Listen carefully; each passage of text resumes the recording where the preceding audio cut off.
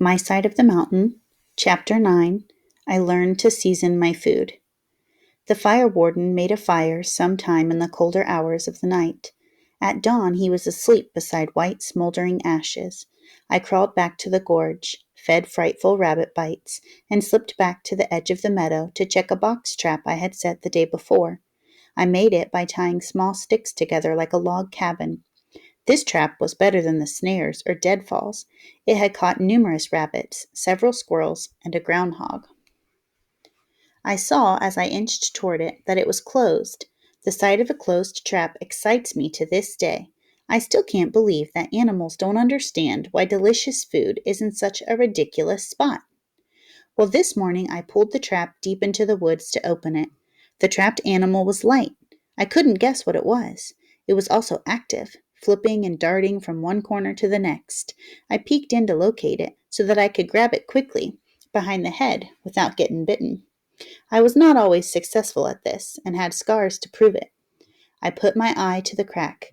A rumpus arose in the darkness. Two bright eyes shone, and out through that hole that was no wider than a string bean came a weasel. He flew right out at me, landed on my shoulder, gave me a lecture that I shall never forget, and vanished under the scant cover of trillium and bloodroot leaves. He popped up about 5 feet away and stood on his hind feet to lecture me again. I said, "Scat!" So he darted right to my knee, put his broad furry paws on my pants, and looked me in the face. I shall never forget the fear and wonder that I felt at the bravery of that weasel. He stood his ground and berated me. I could see by the flashing of his eyes and the curl of his lip that he was furious at me for trapping him. He couldn't talk, but I knew what he meant. Wonder filled me as I realized he was absolutely unafraid. No other animal, and I knew quite a few by now, had been so brave in my presence. Screaming, he jumped on me.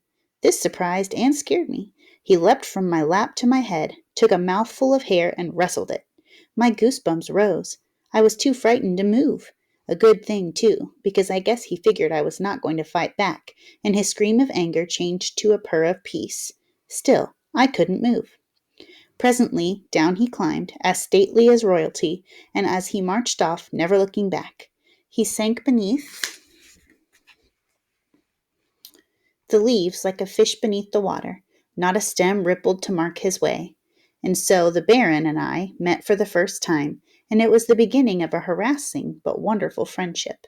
Frightful had been watching all this. She was tense with fright. Although young and inexperienced, she knew an enemy when she saw one. I picked her up and whispered into her birdy-smelling neck feathers. "You wild ones know." Since I couldn't go home, I decided to spend the day in the marsh down the west side of the mountain. There were a lot of cattails and frogs there. Frightful balanced on my fist as we walked. She had learned that in the short span of one afternoon and a night, she is a very bright bird. On our way, we scared up a deer. It was a doe. I watched her dart gracefully away and said to Frightful, "That's what I want. I need a door for my house, tethers for you, and a blanket for me. How am I going to get a deer?" This was not the first time I had said this. The forest was full of deer, and I already had drawn plans on a piece of birch bark for deadfalls, pit traps, and snares. None seemed workable. The day passed. In the early evening we stole home tree by tree to find that the warden had gone. I cleaned up my front yard, scattered needles over the bare spots, and started a small fire with very dry wood that would not smoke much.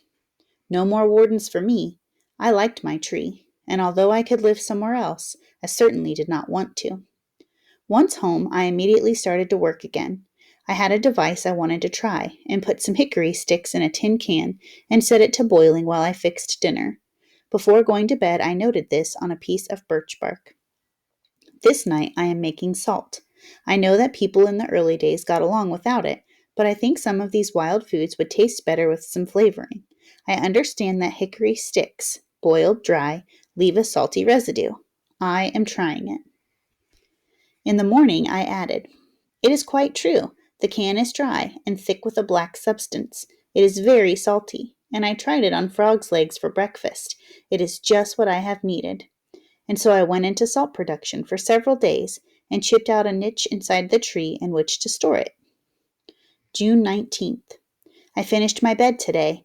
The ash slats work very well and are quite springy and comfortable. The bed just fits in the right-hand side of the tree. I have hemlock boughs on it now, but hope to have deer hide soon. I'm making a figure 4 trap as tall as me with a log on it that I can barely lift. It doesn't look workable. I wish there was another way of getting a deer. June 20th. I decided today to dig a pit to trap a deer, so I'm whittling a shovel out of a board I found in the stream this morning.